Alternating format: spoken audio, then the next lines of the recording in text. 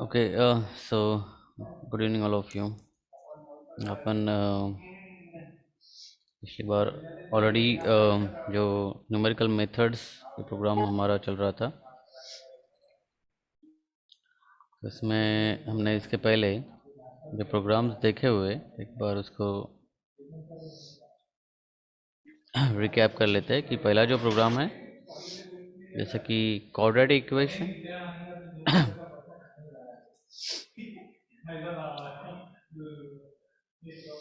So quadratic equation अगर हमें calculate करना है तो उसके लिए हमें सबसे पहले पता होना चाहिए कि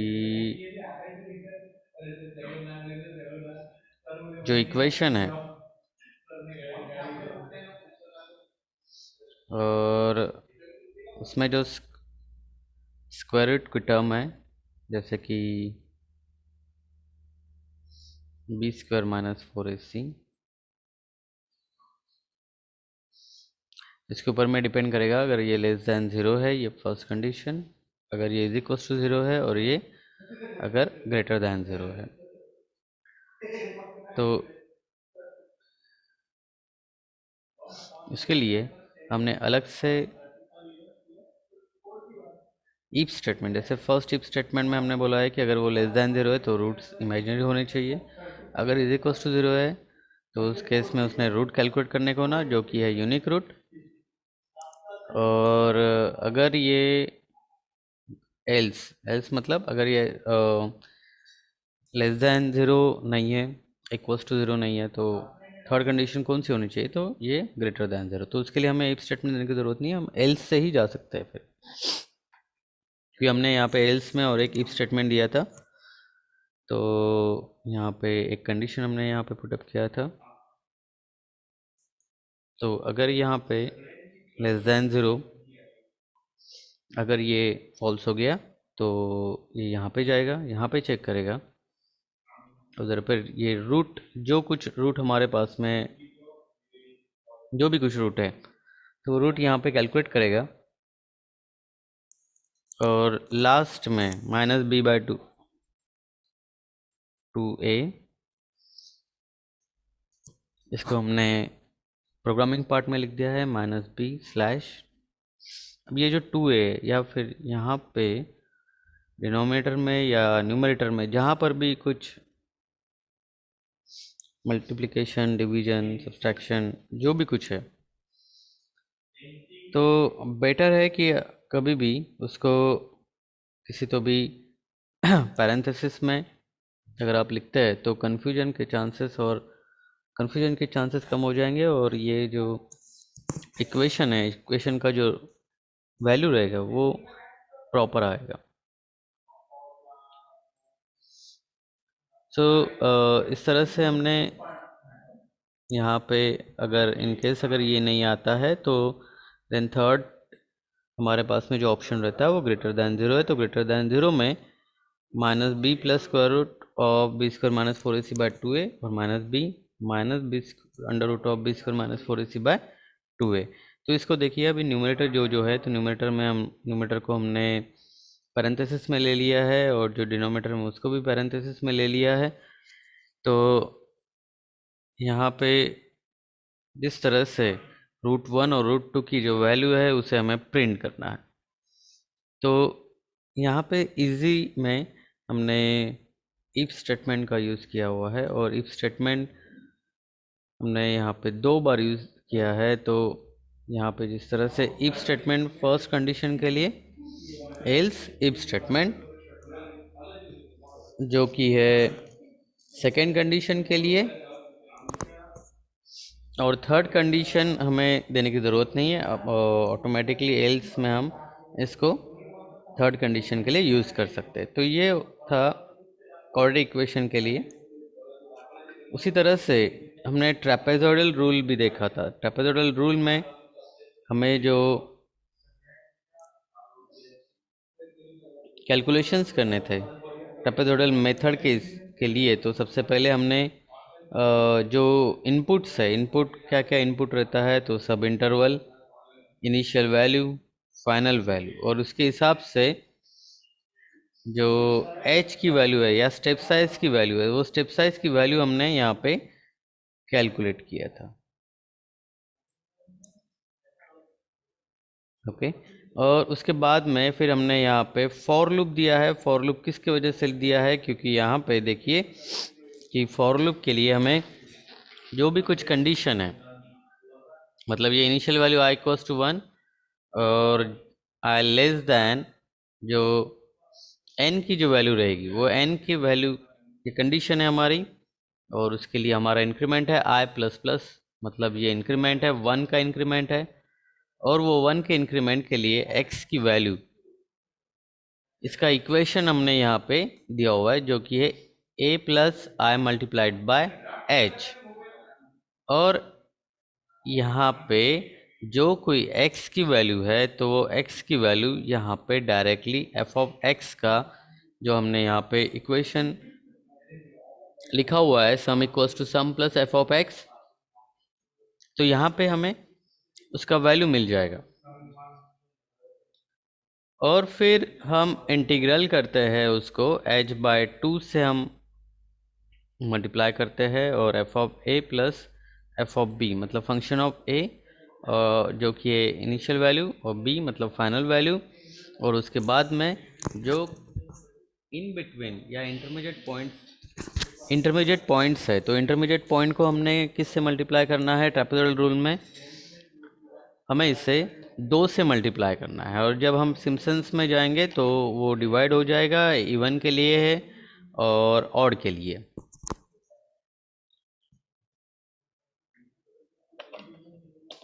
तो यहाँ पे जैसे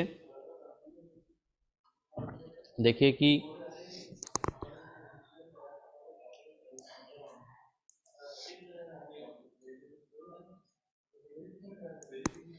ये तो नॉर्मल, ये ध्यान में रखिए कि ये तो हैश इंक्लूड एसटी और डॉट एच और मैथ डॉट एच, तो ये तो हमें लिखना ही है, अभी न्यूमेरिकल मेथड्स है तो ये आने वाला है।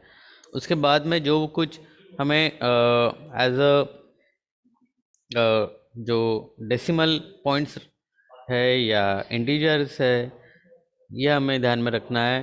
अगर इंटीजर है तो हम जो डेटा टाइप है वो इंटीजर लिखते हैं, अगर डेसिमल फॉर्मेट में है तो वो केस में हम डबल लिखते हैं। तो यहाँ पे हमने देखा कि जो डबल डेटा टाइप है, ओके, और डबल डेटा टाइप में जो हमने यहाँ पे एक लिखा हुआ है, x के लिए भी लिखा हुआ है, और इसका जो इक्वेशन है, इक्वेशन हमने यहाँ पे लिख दिया रिटर्न ये एक्स स्क्वायर। यहाँ पे जो भी कुछ इक्वेशन है, ये देखिए कि जो कुछ इक्वेशन हमें यहाँ पे लिखना है या प्रॉब्लम में दिया अगर इन केस है, तो वो इक्वेशन कहाँ पे आपको एडिट करना है।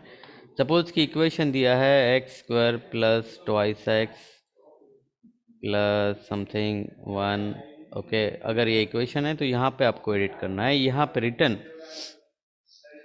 ओके, ये क्या है, तो ये डबल, ये भी डबल एफ हमने लिखा हुआ है, और डबल यहाँ पे एक्स, तो डेटा टाइप हो गया ये।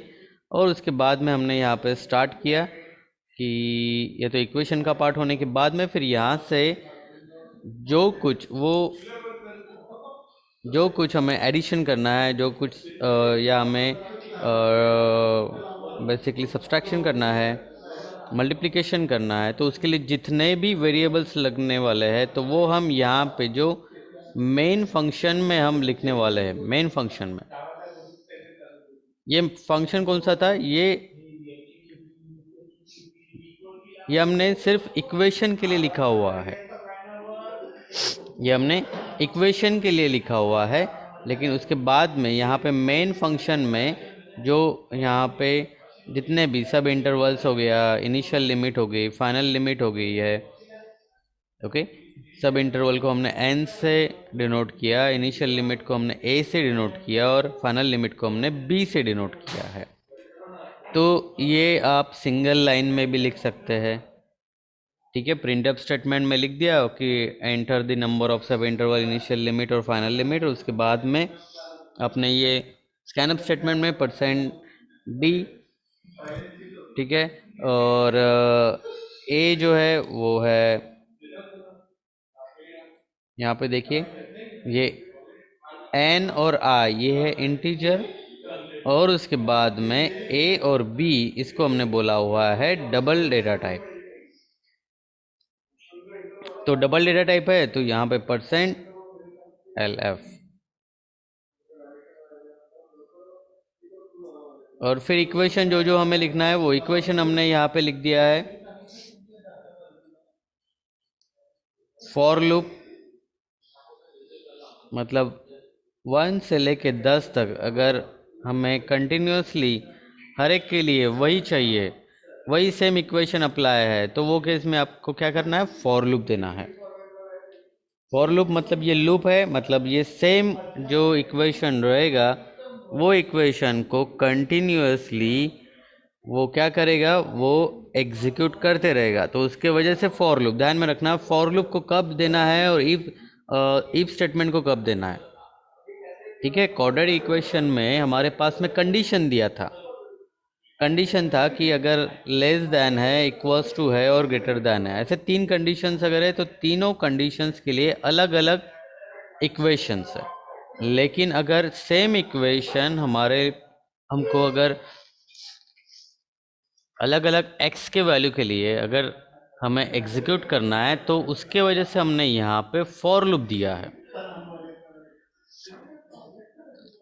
ये कन्फ्यूजन होता है कि फॉर लूप कब देना, इफ स्टेटमेंट कब देना। कोऑर्डिनेट इक्वेशन में हमने इफ स्टेटमेंट दिया था, और यहाँ पे अभी जो ट्रापेजोइडल रूल है तो उसमें हम फॉर लूप दे रहे हैं, ठीक है। बाकी के कंडीशन चलो ठीक है, ये तो हो गया, ये इनपुट है और इनपुट देना है, तो इनपुट के लिए हमने कुछ लाइंस लिख दिया है प्रिंटफ स्टेटमेंट और स्कैनअप स्टेटमेंट का यूज़ करते हुए।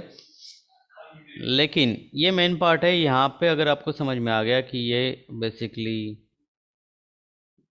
यहाँ पे फॉर लूप दे दिया आपने, फॉर लूप देने के बाद में ये फाइनल इंटीग्रेशन का इक्वेशन हो गया इधर पे, और उसको ये प्रिंट कर दिया।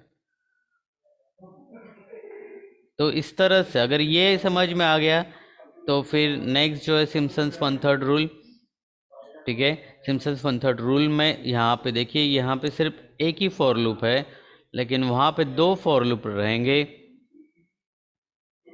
सिम्पसन्स वन थर्ड रूल में, ओके। सेम सेम कंडीशन हम यहाँ पे एफ ऑफ एक्स को यहाँ पे हम इस तरह से भी डिफाइन कर सकते हैं। जो भी कोई इक्वेशन है तो has define F of x, और जो इक्वेशन है उसको हमने यहाँ पे लिख दिया है। और उसके बाद में फिर जो जो लास्ट प्रोग्राम में हमने देखा था, limit of integration, lower limit, upper limit, number of सब इंटरवल, तो उसके बाद में स्टेप साइज, ये सेम पार्ट यहाँ पे रिपीट आ गया। जो हमने ट्रेपेजोइडल में देखा था वही सिम्पसन्स वन थर्ड रूल में, कुछ भी अलग करने की ज़रूरत नहीं है। लेकिन अब उसके बाद में यहाँ पे देखिए, यहाँ पे हमने फॉर लूप दिया है जो कि है i इक्वल्स टू 1, और उसके बाद में जो इनिशियल कंडीशन है i लेस देन और इक्वल्स टू जो सब इंटरवल है -1 के लिए, यहाँ पे हमने दिया हुआ है कि अगर यहाँ पे जो टोटल इंटरवल्स है, ठीक है, एफ ऑफ लोअर और F of upper, upper limit और लोअर लिमिट के लिए हमने ऑलरेडी ये जब हम लिखते हैं F of lower, lower value मतलब क्या है, तो यहाँ पे देख सकते हैं कि ये लोअर हमने लिखा हुआ है, तो जो भी कुछ हम लिखेंगे यहाँ पे 1 लिख देते हैं या 2 लिख देते हैं इनपुट में, तो डायरेक्टली ये स्टेप साइज के लिए भी, और उसके अलावा यहाँ पे ये लोअर, यहाँ पे फंक्शन ऑफ लोअर मतलब जो एफ ऑफ एक्स की वैल्यू है, तो एफ ऑफ एक्स के वैल्यू में यहाँ पे पुटअप हो जाएगा, और ऑटोमेटिकली कैलकुलेट होते हुए यहाँ पे हमें ये इक्वेशन जो integration equals to F of lower plus F of upper, यह हमें यहाँ पे मिलता है। तो ये फाइंडिंग स्टेप साइज हो गया यहाँ पे, और उसके बाद में फाइंडिंग इंटीग्रेशन वैल्यू। ये होने के बाद में फिर हम जब आगे बढ़ते हैं तो उसमें यहाँ पे जो कंडीशन है, कंडीशन क्या है, तो आई तो इक्वल्स टू 1, या फिर से फॉर लूप है, ठीक है। आई लेस देन और इक्वल्स टू सब इंटरवल -1, और ये आई प्लस प्लस मतलब ये इसका इंक्रीमेंट है। इंक्रीमेंट कितना है, तो इंक्रीमेंट 1 का इंक्रीमेंट है। और उसके बाद में सपोज जो कोई वैल्यू है के, पहले लोअर था, मतलब सपोज 1 है, 1 plus I multiplied by step size, मतलब ये अगर 0.25 है तो ये +1 आके यहाँ पे 1.25 के लिए कितना आएगा, ये हमें पता चलेगा, ठीक है। ये हमें पता चलेगा, और उसके लिए हमने यहाँ पे लिखा हुआ है फॉर लूप। फॉर लूप में हमने अभी फिर से और एक कंडीशन दिया है। कंडीशन क्या दिया है कि इफ आई, ठीक है, ये अगर इवन नंबर अगर है तो वो केस में हम क्या करते हैं, ये क्या है, अगर ये इवन नंबर है तो वो केस में ये जो इंटरमीडिएट पॉइंट्स है उसको 2 से मल्टीप्लाई करना है। अगर ऐसा नहीं है, इफ स्टेटमेंट हमने दे दिया एल्स, तो फिर हमें मल्टीप्लाई करना है 4 से, ठीक है। मतलब यहाँ पे देखिए, यहाँ पे इफ स्टेटमेंट भी है और फॉर स्टेटमेंट भी है। फॉर स्टेटमेंट किस लिए, तो हर एक जो भी कुछ के की वैल्यू है वो के की वैल्यू वो कैलकुलेट करते जाएगा, और उसके बाद में यहाँ पे इंटीग्रेशन हमें मिलते जाएगा। लेकिन ये डिपेंड करता है कि यहाँ पे ये जो आई है मतलब ये ऑड नंबर है या फिर इवन नंबर है, ठीक है। ये ऑड नंबर है या इवन नंबर है, ये हमने यहाँ पे लिखा हुआ है। तो उसके लिए हमने condition they the I percentage sign to, ये इज इक्वल्स टू 0 है क्या, ठीक है, इज इक्वल्स टू 0 है क्या। अगर ये नहीं है, मतलब अगर ये 0 आता है तो हम बोलते हैं ये इवन है। अगर ये कंडीशन फॉल्स हो जाती है, मतलब हम कहाँ पे जाएंगे, नेक्स्ट में, मतलब क्या आएगा, वो ऑड आएगा। तो उसके लिए क्या है, इंटीग्रेशन, मतलब ये मल्टीप्लाई करना है हमें 4 टाइम्स एफ ऑफ के। जो ट्रेपेजोइडल है और सिम्पसन्स वन थर्ड रूल है उसका ऑलमोस्ट सिमिलर है इक्वेशंस, और शुरू के कुछ जो कुछ हमने इनपुट्स हमने देने थे, जो भी कुछ इनपुट्स हमें देना था, तो वो ऑलरेडी इक्वल है। लेकिन यहाँ पे सिर्फ हमने एक कंडीशन पुटअप किया है, ऑड के लिए मल्टीप्लाई करना है 4 से, इवन के लिए मल्टीप्लाई करना है 2 से, और ये फाइनल इंटीग्रेशन हमें यहाँ पे मिल जाता है। तो ये ऑलरेडी हमने लास्ट इसमें भी देखा हुआ है, लास्ट प्रोग्राम्स में जो देखा हुआ है, तो वो हमने यहाँ पे रिकैप किया है। सो नेक्स्ट जो पार्ट है अभी, न्यूटन रैप्सन मेथड। तो न्यूटन रैप्सन मेथड मतलब क्या है, तो ये एक बार देख लेते हैं हम लोग।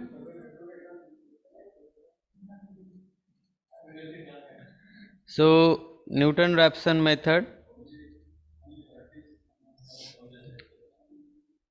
ये जो मेथड है, इस मेथड में हमें क्या कैलकुलेट करना होता है, हमें फिर से एस्टिमेट करना है लोकेशन ऑफ द रूट, ठीक है।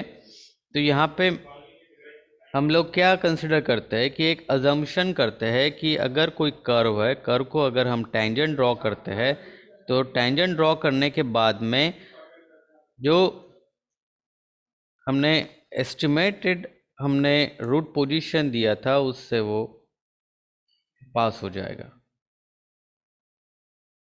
तो मतलब यहाँ पे अगर हम देखते हैं कि सपोज ये कर्व है, तो ये कर्व को अगर हम टेंजेंट ड्रॉ करते हैं तो टेंजेंट ड्रॉ करने के बाद में हम अज्यूम कर रहे हैं कि जहाँ पे ये इंटरसेक्ट करेगा तो उधर पे ये हमें एक्चुअल रूट की पोजीशन हमें मिलेगी, ठीक है।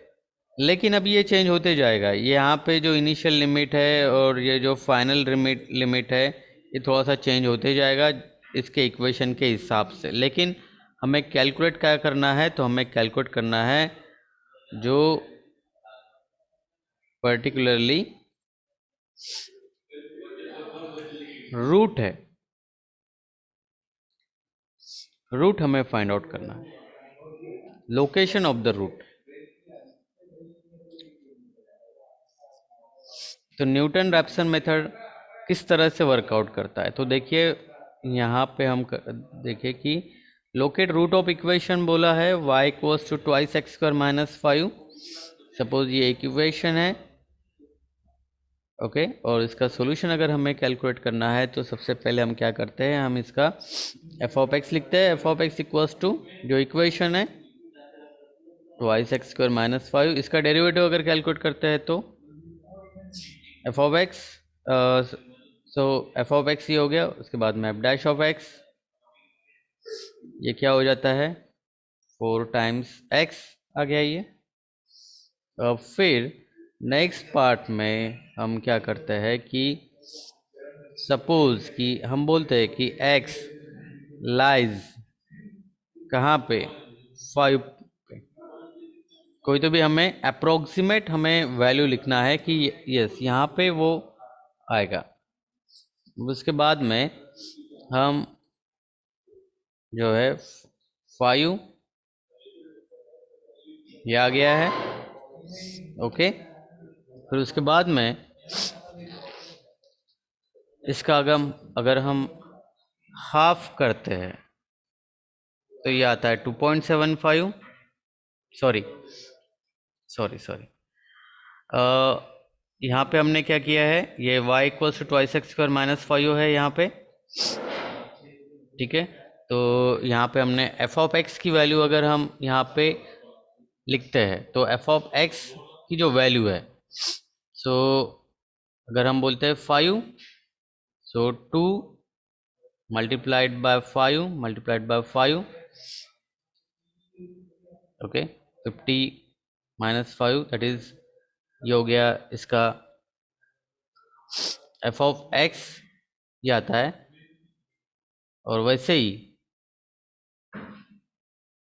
4 अगर हम मल्टीप्लाई करते हैं इसको 4 मल्टीप्लाइड बाय,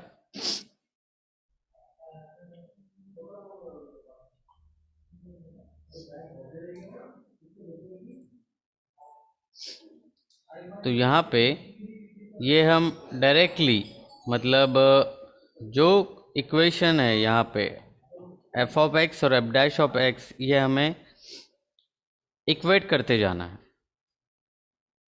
और जिस तरह से अभी यहाँ पे हमने देखा है कि एक्चुअल रूट पोजीशन जो है एक्चुअल रूट पोजीशन, और उसके बाद में root at the end of the second cycle और root at the end of the first cycle, ये चेंज होते जाएगा।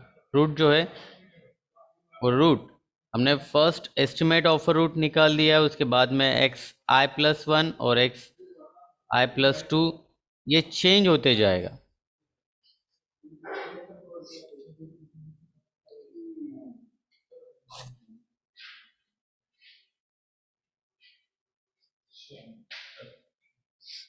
और ये कैलकुलेट करते जाएंगे हम लोग जब तक कि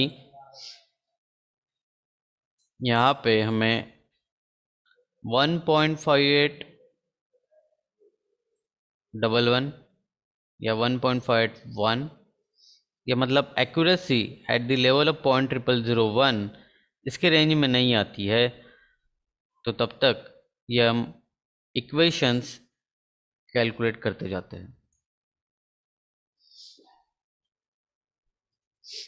तो बेसिकली सबसे पहले तो मैथमेटिकल फॉर्मेट में अगर हम देखते हैं तो सबसे पहले ये हमने देख लिया। उसके बाद में हमें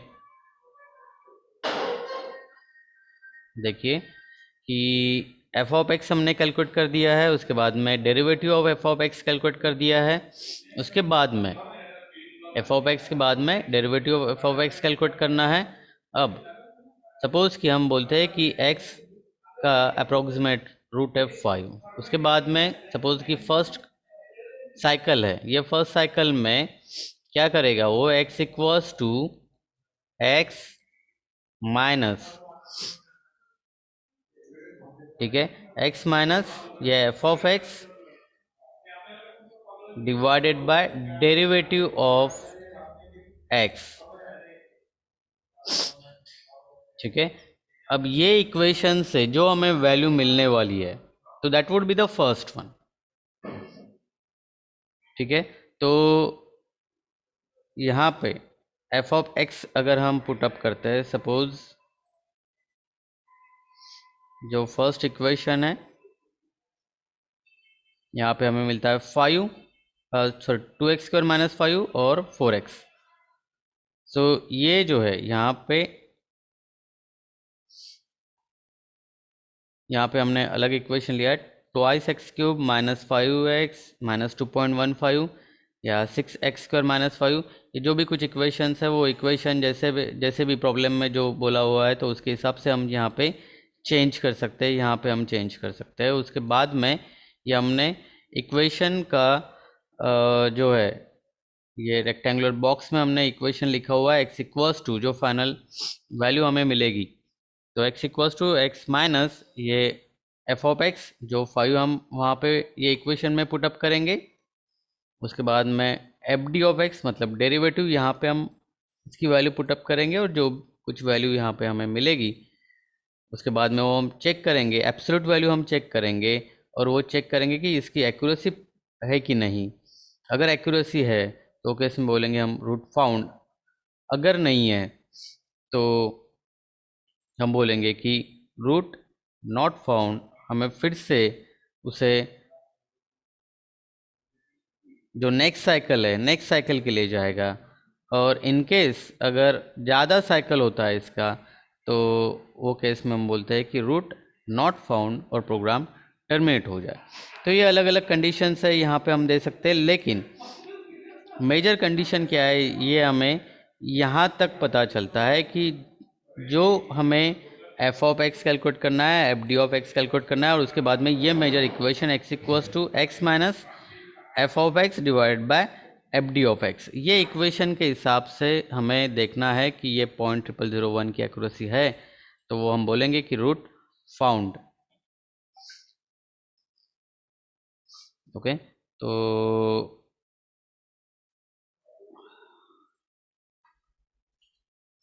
ओके इसको हम कंटिन्यू करते हैं क्योंकि लेस दैन अ मिनट यहाँ पे रह गया है। तो इसको हम नेक्स्ट लेक्चर में लेते हैं, प्रोग्रामिंग पार्ट हम नेक्स्ट लेक्चर में लेते हैं। ओके, अटेंडेंस के लिए आप directly just a minute,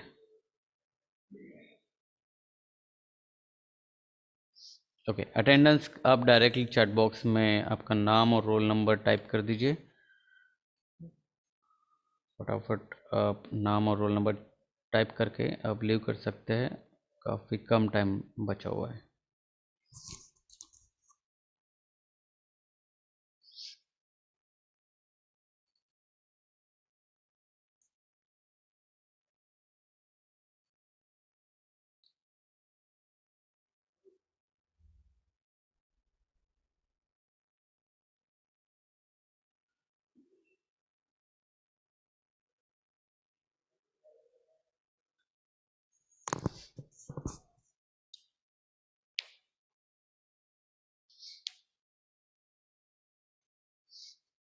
Jayesh तासने टाकलाय अटेंडन्स टाकून दो लवकर।